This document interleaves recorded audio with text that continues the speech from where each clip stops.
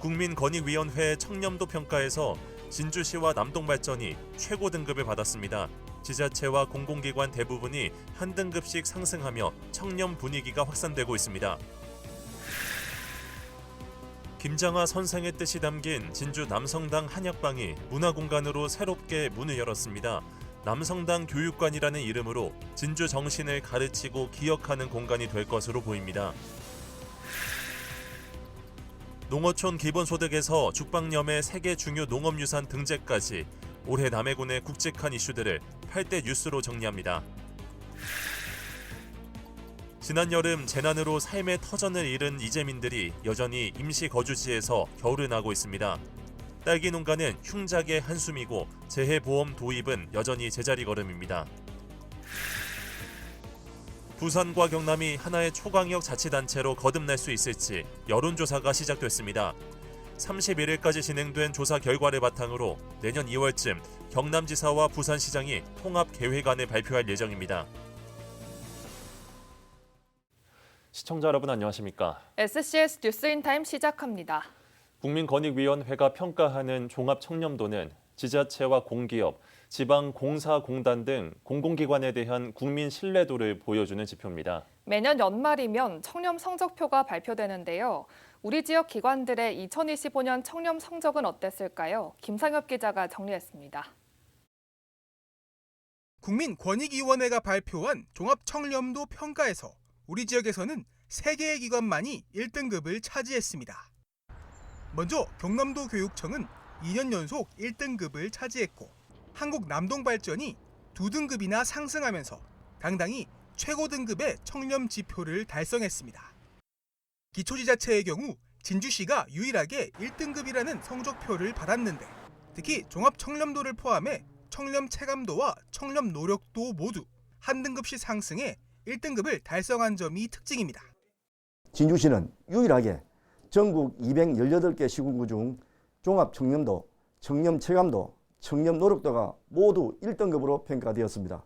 이번 평가 결과를 철저히 분석하고 개선되어야 할 부분들을 정확히 돌출해서 내실 있는 반부패 추진 계획을 수립해 시민이 신뢰할 수 있는 청렴한 도시 진주가 되도록. 사천시와 남해군은 각각 2등급을 기록했고 함양군의 경우 전년 대비 한 등급 오른 4등급을 기록했습니다. 산천군과 하동군의 경우 산불 등으로 인한 특별 재난지역으로 선포돼 올해 평가가 면제됐습니다. 광역기관으로 범위를 넓혀보면 경남도와 도의회, 경상국립대 모두 2등급이라는 높은 수준의 종합청렴도를 기록했습니다. 진주혁신도시 공공기관의 경우 한국남동발전 1등급, 국토안전관리원과 기품원은 2등급을 받았고 LH와 주택관리공단은 4등급의 성적표를 받아들었습니다. 지난해 처음으로 청렴도 평가가 시작된 지방의회의 경우 전년 대비 성적은 평균적으로 상승했지만 부패 경험률이 높다며 청렴의식 제고 노력이 필요한 것으로 나타났습니다. 의정 활동 영역에서의 부패 경험률이 광역의회와 기초의회에서 모두 높게 나타나 지방의회 의원의 청렴의식을 높이기 위한 노력이 계속되어야 할 것으로 분석되었습니다. 우리 지역에선 사천시의회가 한 등급 하락해 진주시의회, 남해군의회와 함께 2등급을 기록했습니다. 지난해 최하 등급을 받았던 산청군의회는 2등급이 상승해 3등급을 찍었지만 하동군의회의 경우 2등급이 낮아지며 경남지방의회 중 유일하게 5등급을 기록했습니다. 한편 지난해 문을 연 우주항공청은 올해 처음으로 청렴도 지표가 발표됐는데 종합청렴도 4등급이라는 성적을 받은 것으로 나타났습니다. SCS 김상엽입니다. 우리 사회의 참 어른이라고 불리는 김장하 선생이 평생 아픈 이웃을 돌봤던 공간 남성당 한약방. 2022년 5월 문을 닫은 한약방이 남성당 교육관으로 새 단장돼 문을 열었습니다. 김장하 선생이 실천해온 나눔과 베품의 정신을 널리 전파하는 공간이 되길 바란다는 소망이 이어지고 있습니다. 김순종 기자입니다. 진주의 참 어른이라고 불리는 김장하 선생이 평생 아픈 이웃을 돌봤던 공간 남성당 한약방. 2022년 5월 김 선생이 한약방을 폐업하며 문을 닫았던 이곳이 남성당 교육관으로 탈바꿈 돼 24일 문을 열었습니다. 진주시는 그간 김장하 선생이 몸소 실천해온 나눔과 베품의 정신을 기억하겠다며 이 공간을 세단장에 왔는데 마침내 그 작업이 마무리된 겁니다. 김장하 선생은 평생 아픈 이웃을 돌봤을 뿐더러 가난한 학생들에게 꾸준히 장학금을 제공했고 지역문화 창달을 위해 다양한 문화단체를 후원해왔습니다. 특히 명신고등학교를 설립한 뒤 아무런 조건 없이 국가에 헌납한 일을 비롯한 숱한 미담은 지금까지 우리 사회 곳곳에서 회자되고 있습니다. 내가 돈을 벌었다면 결국 아프고 괴로운 사람들을 상대로 해서 돈을 벌었다. 그 소중한 돈을 함부로 쓸 수가 없어서 차곡차곡 모아가지고 사회를 다시 환원하기 위해서 이 일을 시작한 것이었다. 진주시는 남성당 한약방을 김장하 선생의 정신을 기억하기 위한 공간으로 조성했습니다. 이를 위해 1층은 남성당 한약방이 한창 운영되던 시기의 모습을 그대로 복원했고 2층은 형평운동, 소년운동 등 진주 근현대 역사를 알리는 공간으로 3층은 진주 정신을 계승 확산하기 위한 교육체험장으로 조성했습니다. 시는 남성당 교육관이 김장하 선생의 정신을 이어가는 공간이자 우리 지역에 긍정적 효과를 가져다 줄 구심점이 될 것이라 내다보고 있습니다. 나눔과 베품의 상징적 인물로 이렇게 부각이 되신 김장하 선생님의 한약방이 이 영업을 종료한다는 소식을 듣고 진주의 역사적 사건들에 대해서 우리 진주 시민, 특히 우리 청소년들이 많이 알 수 있는 어른이 사라진 시대, 진주는 물론 우리나라를 대표하는 참어른으로 평가받는 김장하 선생. 세단장된 남성당 교육관이 김 선생이 평생을 통해 보여준 나눔과 베품의 가치를 전파하는 곳으로 자리 잡길 바랍니다. SCS 김순종입니다.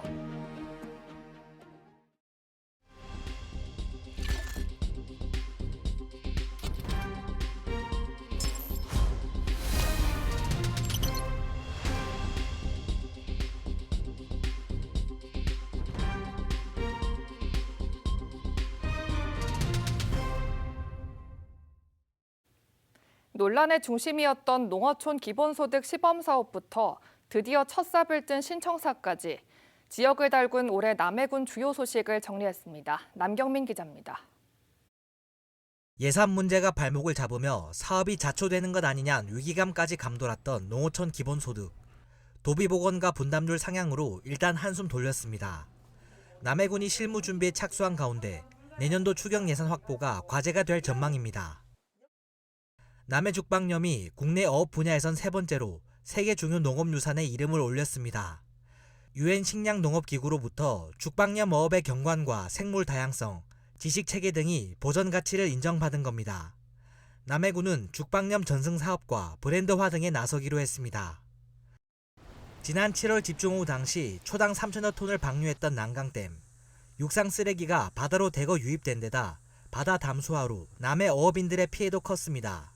어업인들은 수자원공사 난강댐 지사를 직접 찾아 피해 보상과 대책 마련을 촉구하기도 했습니다. 지난 7월 6년 만에 문을 연 솔비치 남해 리조트. 450실 규모 대규모 숙박시설로 지역민 일자리 창출과 지역 상권 활성화 등에 기여하며 순조로운 출발을 알렸습니다. 창선 지역에서도 대형 숙박시설이 추진돼 체류형 관광도시 기반이 확대되고 있습니다. 지지부진했던 남해군 신청사 건립 사업이 지난 9월 마침내 첫 삽을 떴습니다. 오는 2027년 12월 준공을 목표로 행정동과 의회동 230면 이상 주차장과 공원 등 복합문화 공간으로 조성됩니다. 남해가 고려 삼별초 항쟁의 주요 거점 중 한 곳이었다는 사실이 학술적으로 규명됐습니다. 대장군지 정밀 발굴 조사를 통해 건축 양식과 유물 등 대몽 항쟁기 유적이 구체적으로 확인된 겁니다. 남해군은 8만 대장경 판각지와 이순신 장군의 순국지 등과 연계한 호국 역사 문화벨트를 조성하기로 했습니다. 8월 말 시작된 적조로 가두리 양식장 어류 수십만 마리가 폐사했습니다. 이번 적조 피해에선 바닷물 유속이 느린 시기에 지속된 폭염에 의한 수온 상승이 적조 확산 원인으로 꼽혔습니다. 각종 논란이 이어지며 준공 전부터 뜨거운 감자였던 남해FC 클럽하우스. 하지만 준공 이후에는 300명 이상의 생활인구 증가 효과가 기대되면서 해안부의 인구 감소 대응 우수 사례로 뽑히기도 했습니다. SCS 남경민입니다. 올해 2번의 재난을 겪은 산청에선 여전히 복구가 한창입니다. 하지만 예산 확보와 제도의 문제점으로 속도를 내지 못하고 있습니다. 집으로 돌아가지 못한 이재민들은 유난히 더 추운 겨울을 보낼 처지입니다. 김현준 기자의 보도입니다. 지난 여름 집중호우로 제방이 붕괴되면서 아수라장이 됐던 산청 신안면 야정마을. 마을 곳곳에 가득했던 쓰레기는 치워졌지만 비닐하우스가 빼곡했던 풍경은 과거가 됐습니다. 딸기 농사를 하는 유창윤 씨의 하우스도 모두 물에 잠겨 철거됐습니다. 다시 생업을 이어가기 위해선 하우스를 복구해야 하지만 문제는 비용입니다. 딸기 육묘는 농작물 재해보험 대상이 아닌 데다 기존 대출 때문에 금융 지원을 받기도 어렵기 때문입니다. 이제 추가적인 담보 설정도 힘들죠. 그러다 보니까 좀 지금 수해 피해에 입으신 시설하우스 하시는 분들은 다 대출이 잘 안 된다. 수해 피해 볼 때는 육묘 시기인데 육묘 시기에는 이게 농작물로 이제 인정을 해주지 않아가지고 산불 피해까지 겹친 시천면의 한 마을은 횡한 산과 함께 아직도 파손된 건물이 곳곳에 보입니다. 중태마을의 한 건물인데요. 지반이 내려앉으면서 건물 절반이 무너졌습니다. 이쪽으로 오시면 벽도 떨어져 나오면서 이렇게 방안이 훤히 다 보이는 상황입니다. 최대로 받을 수 있는 복구 지원금은 1억 원 정도여서 신축은 엄두도 내지 못합니다. 때문에 산청군에서만 90가구 161명이 여전히 집으로 돌아가지 못하고 있습니다. 설상가상 내년 초면 임시 거주시설에서도 나가야 하는 상황. 삶의 터전을 잃어버린 채 겨울을 맞이한 이재민의 마음은 유난히 더 춥습니다. 한편 산청군은 구호시설 기간 연장과 함께 6,300억 원을 투입해 내년 장마 전까지 수해 복구에 총력을 다하겠다고 밝혔습니다. SCS 김현준입니다. 지난 23일 경남 부산 행정통합에 대한 시도민들의 찬반을 묻는 여론조사가 시작됐는데요. 31일까지 진행된 조사 결과를 바탕으로 내년 2월쯤 경남지사와 부산시장이 통합계획안을 발표할 예정입니다. 행정통합의 절차와 전망을 강철웅 기자가 살펴봤습니다. 지난 23일부터 시작된 경남 부산 행정통합 여론조사, 31일까지 진행된 조사 결과를 바탕으로 공론화위원회는 최종 의견서를 내년 초 발표할 계획입니다. 사실상 행정통합 논의의 첫 관문인 셈입니다. 경남과 부산이 하나로 묶이게 되면 인구 650만 명, 지역 내 총생산 200조 원 규모의 초광역 자치단체가 탄생하게 됩니다. 다만 여론의 결은 단순하지 않습니다. 지난 여론조사 결과에선 경남도민들과 부산 시민들의 다른 시각을 볼 수 있었습니다. 앞서 지난 1월 부산 MBC가 부산 시민 1000명을 대상으로 실시한 조사에선 행정통합이 필요하다는 응답이 60.8%, 필요하지 않다는 응답보다 20%포인트 이상 높았습니다. 하지만 통합 방식에 대해선 의견이 갈렸습니다. 현재 논의 중인 부산 경남 통합자치단체보다는 부산시로의 일원화를 선호한다는 응답이 31.8%로 더 높게 나타났습니다. 공론화위에선 공감대 형성이 중요한 만큼 명칭은 주민투표로 결정할 것이라고 밝혔습니다. 부산 경남 특별자치시가 될지 경남 부산 특별자치도가 될지 그 명칭은 역시 부산 경남 도민이 결정할 겁니다. 지난 여론조사 당시 경남의 분위기도 마냥 낙관적이지만은 않았습니다. 2023년 진행된 조사에선 경남도민의 행정통합 반대율은 48.5%로 절반에 가까운 수치였습니다. 이번 여론조사에서 이 수치가 어떻게 달라질지가 관건입니다. 한편 대전 충남 행정통합은 이재명 대통령의 제안 이후 행안부가 행정통합 태스크포스를 가동하며 속도를 내고 있습니다. 더불어 내년 7월 출범을 목표로 내년 지방선거에서 통합지자체장 선거를 치르겠다는 계획. 이런 흐름 속에서 경남 부산 행정통합 역시 지방선거와 맞물린 정치적 선택지로 부상하고 있습니다. 찬성과 우려가 교차하는 가운데 경남 부산 행정통합 논의는 이제 여론이라는 현실적 관문 앞에 서 있습니다. SCS 강철웅입니다.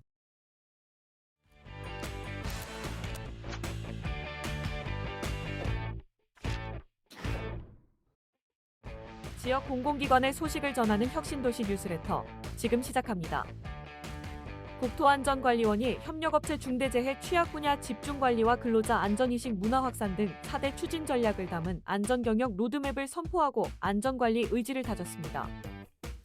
중소벤처기업진흥공단이 AI 정보 시스템을 도입했습니다.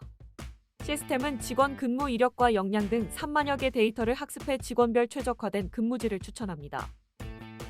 한국승강기안전공단이 승강기 사고조사 민간 전문가 8명을 위촉했습니다. 전문가들은 3년간 중대 사고와 고장에 대한 현장 조사와 기술 자문 등에 나섭니다. 한국저작권위원회가 제외 문화기관 실무자들이 현장에서 접하는 저작권 문제를 돕기 위한 안내서를 냈습니다. 안내서는 실무자 설문조사를 통해 대표 질문을 선별해 제작됐습니다. 지금까지 혁신도시 뉴스레터였습니다.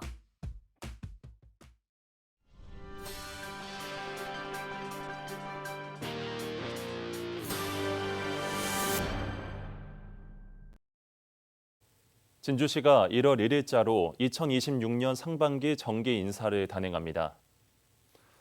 먼저 장경용 일자리 경제과장, 정봉호 공공시설 추진단장, 김경수 자원순환과장, 하혜원 기획예산과장이 4급 공무원으로 진급합니다. 장경용 과장은 교육체육국장, 정봉호 단장은 도시주택국장, 하혜원 과장은 진주시의회 사무국장으로 보직을 옮깁니다. 김경수 과장은 행정과로 자리를 옮긴 뒤 한동안 교육에 들어갑니다. 이에 더해 공무원 135명이 승진하며 644명이 보직을 옮기거나 퇴직하는 등 인사 조치가 있을 예정입니다. 진주시 상권활성화재단이 24일 이사회를 열어 재단 주요 사업의 추진 현황과 향후 재단 운영 방향에 대해 논의했습니다. 재단은 올해 다양한 상권활성화 사업을 추진해온 점을 들며 향후 상인 주도형 사업 강화, 지역 특성을 살린 콘텐츠 발굴, 지속 가능한 운영 기반 마련에 힘을 모으기로 했습니다. 사천시가 사단법인 한국항공산업기술사협회와 지역 기반의 기술 생태계 조성을 위한 업무 협약을 맺었습니다. 협회의 사천 이전과 함께 추진된 이번 협약을 통해 양 기관은 항공기술 전문 인력 육성, 정책과 기술 협력, 관내 항공 분야 중소기업의 기술 지원과 인증 자문 등의 협력을 추진합니다. 사단법인 한국항공산업기술사협회는 우주항공청 소관 비영리 전문기관으로 항공기술 교육과 기술 지도, 정책 자문 등을 수행하고 있습니다. 산청군 참전기념공원 충혼탑이 재건립됐습니다. 새로 조성된 충혼탑은 높이 15m 규모로 군은 하늘을 향해 뻗은 2개의 기둥을 통해 조국을 지켜낸 영령들의 강인한 의지를 담았다고 밝혔습니다. 또 충혼각은 높이 3.3m, 길이 16.5m 규모로 군인과 경찰 등 1017위의 위패가 보관돼 있습니다. 24일 아침 6시 35분쯤 함양군 수동면 대전 통영고속도로 대전 방향 수동조름쉼터 인근에서 고속버스와 화물차가 충돌했습니다. 이 사고로 버스 승객 9명이 다쳐 병원으로 이송됐고 이 중 4명은 중상을 입었습니다. 또 버스 앞문 등 측면이 파손돼 승객 일부가 고립됐습니다. 경찰은 고속버스가 화물차를 추월하다 발생한 사고로 보고 정확한 경위를 조사 중입니다. 기상청에 따르면 25일부터 경남 지역 대부분이 영하권에 들 것으로 예상되는 가운데 경남도가 한파 대응 체계를 가동합니다. 이번 대응으로 한파 쉼터와 한파 저감 시설 운영 수준을 높이고 노숙인과 노인 등 한파 취약계층 관리도 강화됩니다. 경남도는 야외 활동 자제와 수도시설 동파 방지를 위한 보온 조치 등을 당부했습니다.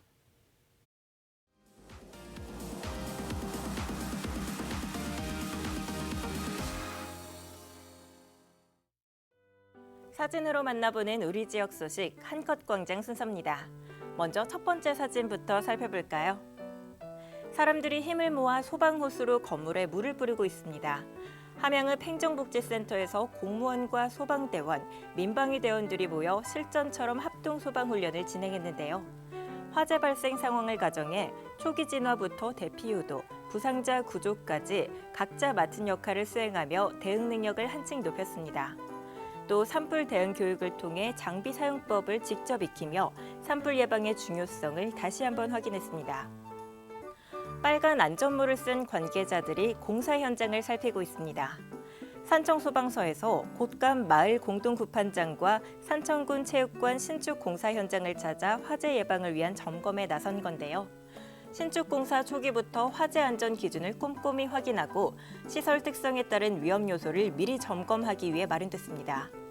겨울철에 화재가 가장 많이 발생되는 만큼 공사장뿐만 아니라 우리 주변에서도 화재 예방 안전수칙 잘 지켜주셔서 안전하고 따뜻한 겨울 보내시기 바랍니다. 함양군에서 지역 인재들이 세계로 나아갈 수 있는 기회를 제공하기 위한 자리를 마련했습니다. 제20회 키스비전 프로그램 사전 설명회가 열린 건데요. 참가 학생과 학부모를 대상으로 미국 현지 학교 체험과 워크숍, 문화활동 등의 일정과 준비사항을 안내하고 도전을 격려하는 자리였습니다.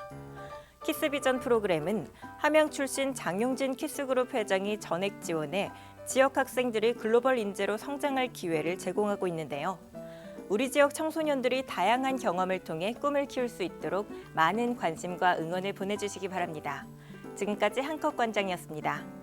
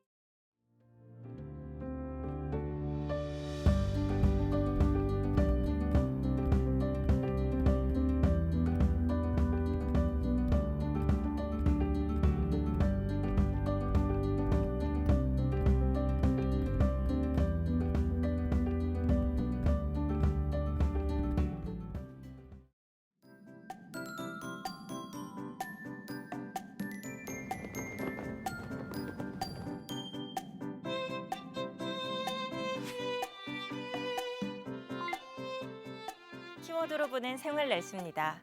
이번 크리스마스에는 맑고 푸른 하늘을 볼 수 있겠습니다. 비 소식도 없어서 외출하시기에도 좋겠는데요. 다만 날씨는 여전히 추운 만큼 외출하실 때는 목도리 등 방한용품 챙기셔서 따뜻한 크리스마스 보내시길 바랍니다. 이어서 자세한 지역별 날씨 살펴보겠습니다. 목요일 서부 경남 맑거나 구름 많은 날씨 보이겠는데요. 다만 잠시 영상권을 회복했던 최저 기온이 대부분 지역에서 다시 영하권으로 떨어지면서 춥겠는데요. 아침 최저 기온은 진주와 함양 영하 2도로 출발하겠고 한낮 최고 기온은 4도에서 7도 분포 예상됩니다.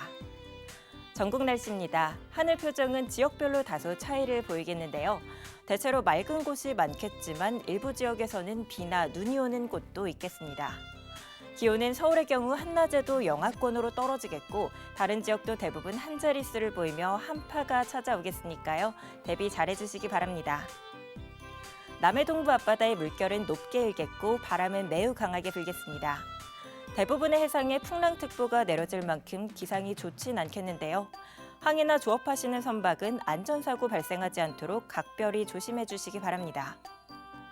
이어서 삼천포 기준 조석표 살펴보겠습니다. 물때는 열새물, 만조 시각은 낮 12시 18분, 간조 시각은 저녁 6시 31분 예상됩니다. 사천공항 날씨 정보입니다. 목요일 오전 9시 기준 하늘에 구름 조금 지나겠는데요. 우리 지역에서 서울 김포로 가는 첫 번째 항공편은 오전 11시 5분 예정돼 있습니다. 삼천포역의 운항 정보입니다. 제주도에서 삼천포로 오는 배는 오후 2시 30분에 출발하겠습니다. 주간 날씨입니다. 금요일부터는 기온이 더 떨어지겠습니다. 최저 영하 8도까지 내려가며 매우 춥겠는데요. 감기 걸리지 않도록 따뜻하게 입으셔서 건강한 연말 보내시기 바랍니다. 지금까지 기상정보였습니다.